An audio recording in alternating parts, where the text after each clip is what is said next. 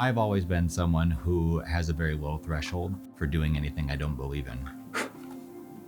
I have physically been sick trying to do a job that I didn't actually find any meaning or fulfillment in. This picture was taken when I was in my mid-30s. And what nobody would have known at the time, what I was the only one that was in on, was the fact that the week before this was taken, everything in my life changed. I had a great job that I considered my calling.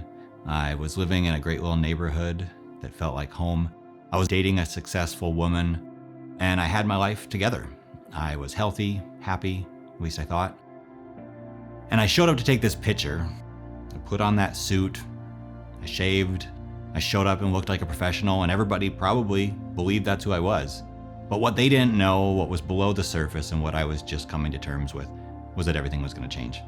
Because you see, the week before this was taken, I found out that my position, my job, my calling was going to be eliminated.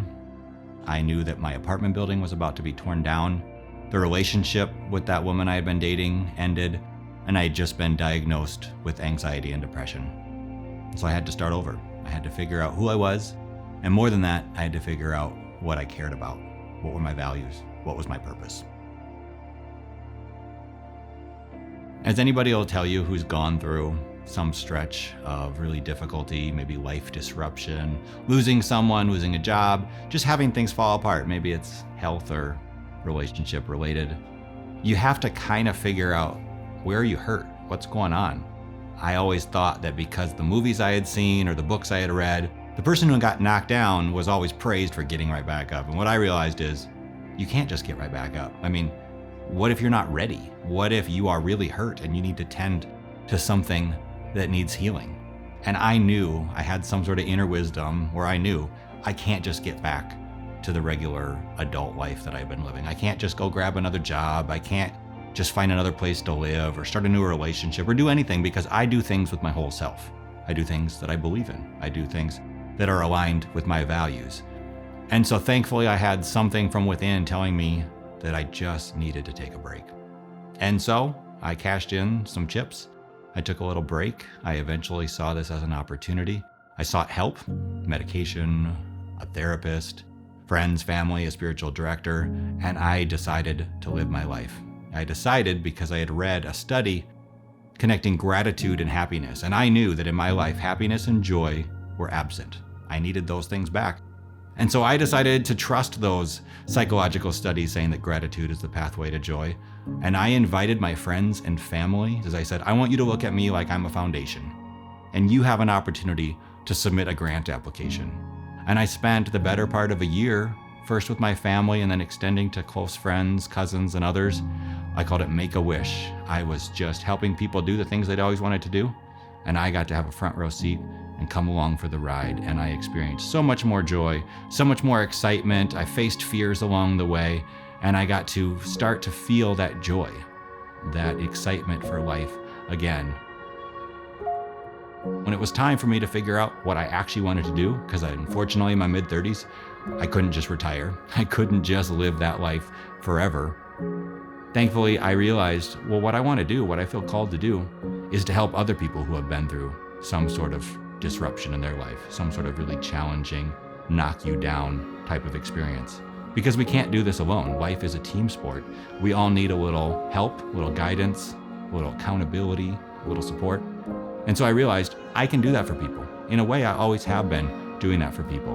And it came out of that experience that I created Align Coaching. I realized that for me, what I needed to know was what my identity, who I saw myself was, what I cared about, my values, and what I was here for. What's my purpose? What do I want to do in this world? And how can I help other people define those things, clarify those things, embrace their values, figure out what it is that they care about? How do you articulate those things in the world? And then how do you do them? Maybe it means you have to create your own thing. Maybe it means there's jobs or careers out there that you can do. I've come to understand coaching a little bit in the same way that I understand a car getting stuck in the snow and the ice. Now, I live in Minnesota, where that's a usual thing in the wintertime. Anybody who's ever been stuck in their car knows that there's a temporary point where your tires can't get traction. And so you need someone else to come and help you. And no one who's ever been stuck and has had some friendly person show up has ever said, no thanks, I got this. Because you can't push your own stuck car. You need that help, but you only need that help for a short period of time. And so they push, they get you unstuck, and you are in the driver's seat and you're continuing to move forward. And I view coaching a lot like that. My role in that is just to give a little push, to help somebody get back on the road. Maybe it's help clarify the direction that they want to be going in. And from there, they've got it. I don't have to chase after them for several miles pushing. It's just helping them go from stuck to on the move again, living their own life in the ways that they want to. Change is scary for all of us, even when we don't want things to stay the way that they are. I assume that the things that you want in life are worth pursuing. And there are even legitimate reasons why you haven't gone after them. But you already have what it takes. You know yourself better than you realize, and you already possess all the wisdom and the courage that you need. You might just need some help drawing them out. You may think this is something you should be able to do on your own, but I actually think it's more courageous to let someone else help, especially in the beginning when you're just getting started.